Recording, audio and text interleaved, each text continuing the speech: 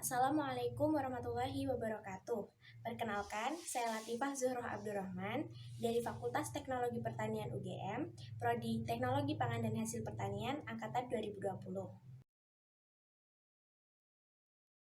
Pada video kali ini, saya akan mempresentasikan sebuah jurnal dengan judul Effect of Boiling on Nutritional, Antioxidant, and Phycochemical Characteristic in Cladiotes, yang ditulis oleh Esther Ramirez Moreno et al., dikeluarkan melalui LWT Food Science and Technology pada tahun 2013.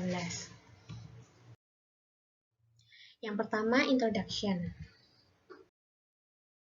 Cladiotes adalah batang muda Opuntia atau kaktus pir yang biasa terdapat dalam makanan Meksiko. Manfaat cladiotes diantaranya kandungan serat yang tinggi, bermanfaat dalam metabolisme glukosa serta lipid, mengandung mineral, serta mengandung fitokimia seperti senyawa fenolik dan karotenoid yang memberikan aktivitas antioksidan. Dalam studi sayuran yang dimasak, aspek yang berbeda berkaitan dengan gangguan matriks makanan harus dipertimbangkan. Yang pertama diantaranya adalah difusi bebas air dan senyawa dengan berat molekul rendah. Keduanya dapat terperangkap dalam matriks dan akan mempengaruhi nilai gizi sayuran yang dimasak dengan cara yang berbeda. Yang kedua adalah sifat reologi sayuran.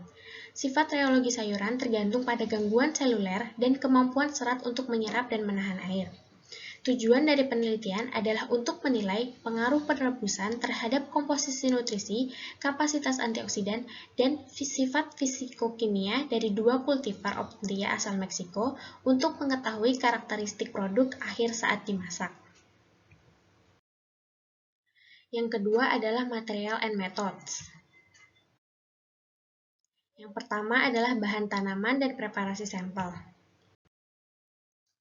Bahan tanaman yang digunakan adalah cladiotes dari Opuntia ficus indica L. Miller, kultivar Milpa alta, dan Atlixco yang dipasok oleh Asosiasi Meksiko yang tumbuh di growing area di negara bagian Hidalgo pada musim semi tahun 2008, dipanen secara manual dengan standar komersial pada panjang 7-30 cm, umur 10-40 hari dengan kultila tipis dan warna yang khas. Berikutnya preparasi sampel. Cladiotes yang telah dihilangkan durinya, kemudian sebanyak 1 kg dicincang, direbus dalam 1 liter air suling selama 20 menit hingga mendidih lalu ditiriskan. Cladiotes mentah dan dimasak, dibekukan kering dan disimpan pada suhu 20 derajat untuk dianalisis. Kadar pH dan vitamin C dianalisis dalam sampel segar. Penentuan dilakukan sebanyak 3 kali. Kemudian analisis kimia. Yang pertama, proximate analysis. Sampel dianalisis menggunakan metode AOAC, dan yang dianalisis diantaranya adalah pH, moisture, protein, fat, dan ash. Kemudian, total karbohidrat content. Diukur dengan metode Antron pada panjang gelombang 620 nanometer setelah dihidrolisis dengan asam perklorat. Kemudian ada uji gula larut. Sampel diekstraksi dengan etanol 80% pada suhu 60 derajat Celcius selama 45 menit dengan pengocokan konstan. Ekstrak dipekatkan, dimurnikan melalui cartridge Sepak C18 dan dilarutkan dengan milky water dan asetonitrile dengan perbandingan 80:20. Sebanyak 100 mikroliter ekstrak disuntikkan dalam HPLC dengan detektor refraktometer. L1-nya adalah asetonitrile dan air dengan perbandingan 80:20 dengan flow rate 0,9 ml per menit. Selanjutnya ada total dietary fiber. Dengan menggunakan metode AOAC, dialisis terhadap air dilakukan. Soluble dietary fiber diukur dalam dialisis retentan dengan polisakarida non-fatty dengan metode dinitrosalisilik pada panjang gelombang 520 nanometer. Insoluble dietary fiber ditentukan secara gravimetri. Total dietary fiber adalah jumlah dari soluble dietary fiber dan insoluble dietary fiber. Selanjutnya ada uji total vitamin C. Sampel diekstraksi dengan 4,5% metafosforic acid. dehydroascorbic acid atau DHAA direduksi menjadi ascorbic acid atau AA dengan 4% L-cysteine pada pH 7. Ekstrak dengan dan tanpa reduksi dianalisis dengan HPLC UV menggunakan kolom spiredon dalam air suling pada pH 2,6 digunakan sebagai fase bergerak dengan flow rate 0,4 ml per menit. Selanjutnya uji karotenoid. Sampel sebanyak 200 mg diekstraksi dengan mengocok menggunakan 50 ml heksana aseton etanol dengan perbandingan 50:25:25 pada suhu kamar selama 10 menit. Kemudian ditambahkan 10 ml air dan dipisahkan lapisan atasnya. Sebagian ekstrak dievaporasi sampai kering dengan aliran nitrogen pada vakum dan dilarutkan dengan tetrahidrofuran, metanol, dan aseton nitril. Dialisis menggunakan HPLC UV vis dengan kolom microbond pack C18 menggunakan aseton dan aseton nitril dengan perbandingan 90:10 dan juga trietilamin sebanyak 9 mikromol sebanyak L1. Waktu penyimpanan atau retensi adalah 11 menit untuk likopen dan 12 menit untuk beta-karoten pada flow rate 0,9 ml per menit. Puncak kromatografi dilihat pada panjang gelombang 475 nanometer. Selanjutnya, uji senyawa fenolik. Sampel diekstraksi dengan pengocokan pada suhu kamar menggunakan 50 ml per gram metanol air dengan perbandingan 50:50 selama 60 menit dan 50 ml per gram aseton air dengan perbandingan 70:30 selama 60 menit. Setelah sentrifugasi selama 15 menit pada suhu 25 derajat Celcius, supernatannya digabung dan digunakan untuk menentukan kandungan polifenol yang dapat diekstraksi atau EP dan aktivitas antioksidan. EP ditentukan dengan spektrofotometer pada panjang gelombang 750 nanometer dengan prosedur Follin-Ciotzalto menggunakan asam galat sebagai standar. Non-extractable polyphenol atau NEP berupa proanthocyanidin dan tannin yang terhidrolisis diukur terpisah dalam residu ekstraksi. Residu diberi perlakuan dengan 5 ml per liter HCl butanol pada suhu 100 derajat Celcius selama 3 jam untuk hidrolisis proanthocyanidin dan dihitung dari absorbensi pada panjang gelombang 550 nanometer menggunakan standar Mediterranean Caropod Material. Residu dihidrolisis menggunakan metanol dan H2SO4 dengan perbandingan 90:10 pada suhu 85 derajat Celcius selama 20 jam. Selanjutnya, penentuan senyawa antioksidan. Yang pertama dengan uji ABTS. Kation ABTS dihasilkan melalui reaksi larutan stok ABTS 7 mmol selama 12-16 jam dalam kegelapan dan suhu kamar. Larutan ABTS diencerkan dengan metanol untuk mendapatkan absorbensi 0,7 pada panjang gelombang 730 nanometer. Penambahan menjadi 3,9 ml larutan ABTS encer. Kemudian pembacaan absorbensi dilakukan setiap 20 detik selama 6 menit. Presentase, penghambatan absorbensi, dan waktu plot, dan area di bawah kurva pada waktu 0-6 menit dihitung. Kemudian penyelesaian dari larutan dengan konsentrasi trolox yang diketahui yaitu asam 6-hidroksi 2578 tetramethylkroman 2-karboksilat digunakan untuk perhitungan ekivalen kapasitas antioksidan. Kemudian ada uji FRAP. Reagen FRAP sebanyak 900 mikroliter dicampur dengan 90 mikroliter air suling dan 30 mikroliter sampel. Nilai absorbensi pada 595 nanometer diambil setiap 15 detik pada suhu 37 derajat Celcius. Kurva standar Trolox digunakan untuk memperkirakan kapasitas antioksidan dan dinyatakan sebagai ekuivalen Trolox. Kemudian dihitung presentase true retention atau persen TR dengan Bergstrom. Persen TR sama dengan kandungan gizi per gram makanan yang dimasak dikali gram makanan setelah dimasak dibagi kandungan gizi per gram makanan mentah dikali gram makanan sebelum dimasak dikali 100%. Kemudian ada analisis fisiokimia. Yang pertama ada analisis warna. Pengukuran dilakukan menggunakan kolorimeter Hunter Lab berdasarkan nilai L, A, dan B. Kemudian ada kapasitas hidrasi. Kapasitas retensi air atau WCR dan pembengkakan diukur sesuai dengan percobaan Robertson. Kemudian ada Glucose Retardation Index atau GRI. Sampel diekstraksi menggunakan etanol 80% untuk memastikan penghilangan gula larut. Kantong dialisis dengan panjang 12 cm diisi dengan 7,5 ml air suling yang mengandung 18 mg glukosa, baik kontrol ataupun dicampur dengan 250 mg sampel. Kantong disuspensikan dengan 200 ml air suling pada suhu 37 derajat Celcius selama 1 jam dengan pengocokan konstan.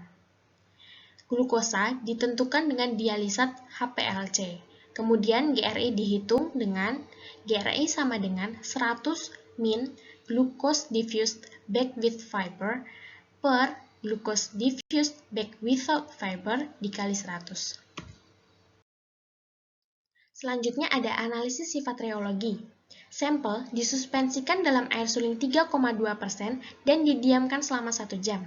Viskositas ditentukan saat laju geser meningkat dan menurun secara berurutan, menggunakan rheometer rotasi Brockfield dengan geometri plat kerucut.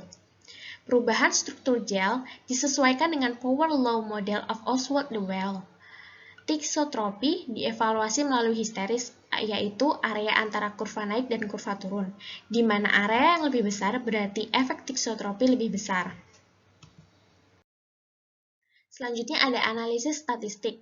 Hasil dinyatakan dalam rata-rata, kurang lebih, standar error. Perbandingan rata-rata dari 3 atau lebih penentu dilakukan dengan analisis varian satu arah atau ANOVA.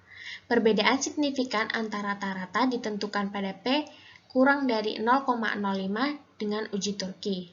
Analisis korelasi dilakukan dengan Pearson test. Data dianalisis dengan software SPSS V15. Kemudian bagian ketiga yaitu result and discussion. Yang pertama ada nutritional and antioxidant properties. Tabel 1 menunjukkan efek dari perebusan terhadap komposisi kimia dari cladots. Cladots memiliki total dietary fiber yang tinggi, yaitu 47 dan 51% dari bahan kering. Setelah perebusan, tercatat presentasi retensi sebesar lebih dari 89%. Namun, beberapa ikatan glikosidik mungkin terputus. Dietary fiber polisakarida dapat didepolimerisasi sehingga terjadi perubahan nutrisi dan sifat fisiokimia. Kemudian, gula terlarut, yaitu glukosa dan fruktosa, merupakan fraksi utama dari karbohidrat total pada 2 kultur. Sedangkan sisanya adalah karbohidrat kompleks berupa pati. Panas mempengaruhi hilangnya gula larut dalam kladot secara signifikan dilihat dari nilai retensinya. Hal ini dapat dikaitkan dengan hidrolisis dan pelepasan karbohidrat dengan berat molekul rendah ke dalam air masak. Cladots memiliki kandungan mineral atau ash yang tinggi. Meskipun ash sangat larut air, namun nilai retensinya juga tinggi, yaitu 62% untuk kultivar Milpa alta dan 80% untuk kultivar Atlixco. Pada penelitian Rodriguez Villa menemukan bahwa potasium lebih terpengaruh oleh perebusan daripada mineral lain dalam cladots.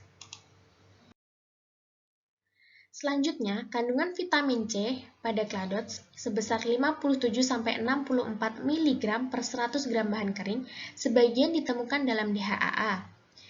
Vitamin C larut dalam air, dan proses pemanasan mempercepat proses degradasi mengakibatkan hilangnya vitamin C dalam buah dan sayur. Karotenoid yang diidentifikasi pada penelitian adalah beta-karoten dengan kandungan 61-67 mg per 100 gram bahan kering. Karotenoid pada kultivar Atlixco menunjukkan penurunan yang tinggi dengan nilai retensi 54%, sedangkan Milpa alta mempertahankan kandungan yang lebih tinggi dengan retensi 84% setelah perebusan. Tabel 2 Tabel 2 menunjukkan efek dari perebusan terhadap komposisi fenol dan kapasitas antioksidan pada cladots. Total polifenol terdiri atas extractable polyphenolic atau EP dan non-extractable polyphenolic atau NEP. Perebusan mengakibatkan penurunan kandungan fenolik pada cladots. Pada kultivar Milpa alta menunjukkan EP yang lebih tinggi, namun perebusan menyebabkan penurunan yang sangat signifikan, yaitu dengan nilai retensi 48%. Sedangkan pada Atlixco, persentase retensi adalah 74% setelah perebusan. Nilai NEP juga ditentukan pada penelitian dan menunjukkan kandungan yang rendah. Pada penelitian ditemukan dalam bentuk hydrolysable polyphenolic. Dua sistem, yaitu FRAP dan ABTS, dipilih untuk mengevaluasi kapasitas antioksidan yang memungkinkan pengukuran daya reduksi total dan aktivitas penangkapan radikal bebas. Kedua metode, yaitu ABTS dan FRAP, banyak digunakan untuk mengevaluasi kapasitas antioksidan dalam makanan dan sistem biologis. Hilangnya fenolat dan vitamin C dapat mempengaruhi sifat antioksidan dalam makanan nabati olahan. Pada penelitian, kultivar Milpa alta mengalami kehilangan polifenol dan ascorbic acid yang drastis setelah perebusan, sama dengan penurunan kapasitas antioksidan total dengan retensi 32–62%. Sedangkan kultivar Atlixco memiliki kandungan antioksidan yang lebih rendah ketika mentah, namun dapat mempertahankan kandungannya setelah perebusan, yaitu dengan nilai retensi 78–86%. Sehingga setelah perebusan, kadar keduanya menjadi mirip. Korelasi positif dari kapasitas antioksidan yang diukur sebagai FRAP pada polifenol yang dapat diekstraksi dengan polifenol yang dapat terhidrolisis ditemukan. Kecenderungan yang sama juga diamati antara kapasitas antioksidan pada ABTS dan asam askorbat. Hal ini menunjukkan bahwa kapasitas antioksidan cladots ditentukan oleh asam askorbat dan fenolik yang hilang karena adanya perebusan. Selanjutnya ada sifat fisikokimia. Perubahan polisakarida dinding sel saat memasak mempengaruhi sifat fisikokimia serat makanan dan sebagian besar perubahan juga memiliki efek nutrisi. Sampel mentah memiliki pH 5 dan warna hijau muda. Saat direbus, nilai pH menurun dan warnanya berubah menjadi gelap. Perubahan warna diukur sebagai penurunan L atau lightness dan penaikan A, intensity red, dan B, yaitu intensity yellow. Perubahan ini disebabkan oleh pelepasan asam organik dari vakuola sel yang menyebabkan reaksi yang bergantung pada pH, seperti konversi klorofil menjadi feofitin terlibat dalam perubahan warna. Sifat hidrasi dan pengikatan air bergantung pada struktur kimia polisakarida dan memberikan gambaran umum tentang kapasitas hidrasi serat makanan. Water Retention Capacity atau WRC pada bahan mentah sebanyak 14–15 gram air per gram bahan kering dan swelling sebanyak 27 ml air per gram bahan kering saat mentah tidak banyak berubah setelah perebusan. Hal itu dapat dikaitkan dengan adanya kandungan insoluble dietary fiber yang tinggi dan lendir dengan berat molekul tinggi yang berinteraksi dengan jaringan. WRC dan swelling dapat menghidrasi dan meningkatkan viskositas fase cair dalam sistem pangan. Selain itu, viskositas bergantung pada karakteristik intrinsik polisakarida serta faktor lain seperti konsentrasi, pelarut, atau suhu dalam pemrosesan. Kurva aliran suspensi cladots merupakan fungsi dari laju geser naik dan turun, menunjukkan perilaku non-Newtonian, seperti ketika laju geser meningkat, terjadi penurunan viskositas. Hal ini menunjukkan kerusakan struktural irreversible gel, seperti yang dijelaskan oleh model hukum Power Law Oswald-Dewey. Viskositas maksimum pada laju geser 10/s diambil sebagai perbandingan. Hasil pengukuran reologi disesuaikan secara matematis menggunakan persamaan 3. Indeks perilaku aliran atau N di bawah 1 berarti perilaku pseudoplastik dari suspensi cladots. Kultivar Atlixco menunjukkan nilai koefisien konsistensi K lebih tinggi dibanding Milpa alta. Dalam semua kasus, setelah sirat meningkat, struktur gel berubah atau mengalami disorganisasi, menghasilkan koefisien konsistensi K lebih rendah dan indeks perilaku aliran N lebih tinggi. Hal ini terkait dengan histeris atau tiksotropi yang didefinisikan sebagai penurunan viskositas akibat kerusakan struktur setelah sirat meningkat dalam waktu tertentu. Dalam penelitian, semua sampel menunjukkan perilaku tiksotropik. Meskipun Atlixco memiliki viskositas dan koefisien lebih tinggi, keduanya tidak bisa dipertahankan ketika sirat meningkat. Hal ini menyebabkan nilai histeris yang tinggi, yang berarti pemulihan gel yang lebih sulit. Pemasakan mengganggu struktur lendir di cladots dan menginduksi gel yang kurang konsisten dan kental ditunjukkan dengan nilai koefisien konsistensi dan viskositas pada cladots setelah dimasak. Selain itu, cladots menunjukkan dispersi minimum pada hasil reologi, yang artinya gel lebih homogen dibanding saat mentah. Nilai tiksotropi gel sangat dipengaruhi oleh pemanasan, terutama pada Atlixco. Perubahan nilai ini menunjukkan hilangnya kapasitas gelifikasi dari lendir setelah pemanasan basah. Hal ini terkait dengan pecahnya membran sel dan degradasi polimer dengan partial leaching komponen serat larut atau lendir ke dalam air mendidih dan penurunan viskositas serat. Modifikasi dalam serat pangan dan sifat fisikokimia dapat menyebabkan perubahan efek metabolisme setelah dikonsumsi. Perubahan karena panas pada sifat reologi dapat mengurangi sifat hipoglikemik. GRI adalah indeks in vitro yang digunakan untuk memperkirakan efektivitas sampel dalam pengurangan kadar glukosa postprandial. Cladots mentah memiliki kemampuan tinggi untuk mempertahankan glukosa atau GRI sebanyak 22%. Namun setelah direbus, terjadi penurunan sebesar 57–75% dalam kapasitas retensi glukosa ke dalam matriks makanan, yang dapat dikaitkan dengan penurunan konsistensi dan viskositas pada suspensi cladots, yang mempengaruhi fisiologis dalam metabolisme glukosa. Kemudian yang terakhir adalah kesimpulan. Kesimpulannya, perlakuan panas mempengaruhi komposisi nutrisi cladots, di antaranya senyawa terlarut seperti gula, mineral, vitamin C, dan beberapa senyawa fenolik, serta mengurangi viskositas dan konsistensi gel. Perubahan ini juga mempengaruhi sifat fisiologis yang berhubungan dengan aktivitas antioksidan dan kapasitas untuk menahan glukosa serta mengontrol respon glikemik. Memang kedua uji itu harus saling terkait. Kedua uji berfungsi untuk mengetahui kapasitas antioksidan dari cladots.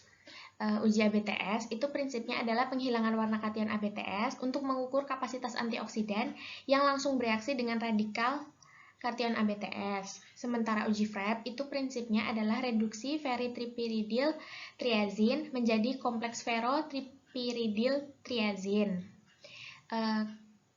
Untuk penggunaan keduanya itu kayak untuk saling mendukung. Jadi bisa juga dilakukan dengan uji yang berbeda. Contohnya itu ada uji DPPH atau uji FIC atau juga dengan uji TBA.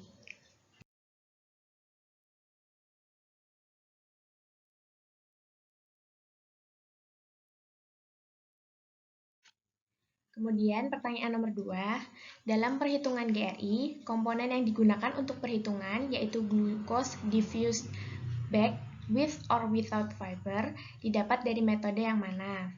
Jadi dari metode GRI, yaitu bagian kantong dialisis dengan panjang 12 cm, diisi dengan 7,5 ml air suling yang mengandung 18 mg glukosa baik kontrol atau sampel dengan 250 mg sampel. Kontrol di situ berarti without fiber, sementara yang dicampur itu berarti with. Kemudian pertanyaan nomor 3, mengapa mineral potasium lebih banyak terpengaruh karena proses perebusan? Hal apa yang menyebabkan penurunan tersebut?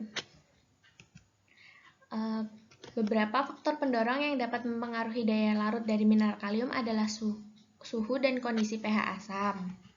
Pengolahan bahan dengan suhu tinggi dapat menyebabkan mineral ikut terlarut bersama dengan air. Jadi, salah satu mineral yang ikut larut dengan air itu adalah kalium. Perebusan menyebabkan partikel-partikel mineral kalium dalam bentuk padatan yang terikat oleh air menjadi terpecah, sehingga ikut larut bersama air. Kemudian pertanyaan nomor 4, apa yang menyebabkan kladot jenis milpa alta mengalami penurunan kadar vitamin dan mineral yang lebih tinggi dibandingkan dengan jenis Atlixco? Menurut saya, karena kedua kultivar itu berasal dari tempat yang berbeda, karakteristik atau sifatnya juga dapat berbeda menyesuaikan dengan kondisi lingkungan.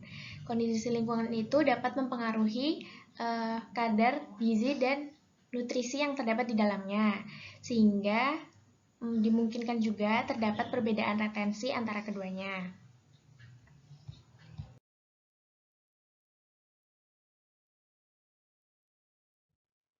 Sekian presentasi dari saya. Terima kasih atas perhatiannya. Wassalamualaikum warahmatullahi wabarakatuh.